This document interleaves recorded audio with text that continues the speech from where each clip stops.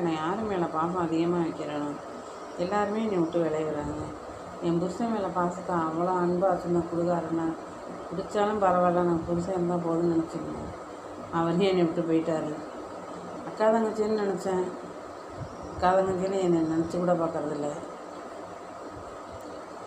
தம்பியை நினச்சேன், தம்பி மேலே அவ்வளோ ஒரு பாசமாக வச்சுருந்தாங்க.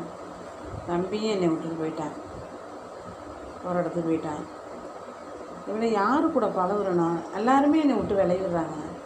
எதுனாலன்னு தெரியலைங்க. என்னோடய டைமா இல்லை அவங்களோட இதான்னு எனக்கு ஒன்றுமே புரியலை. வர மனசு வெறுத்து போச்சு.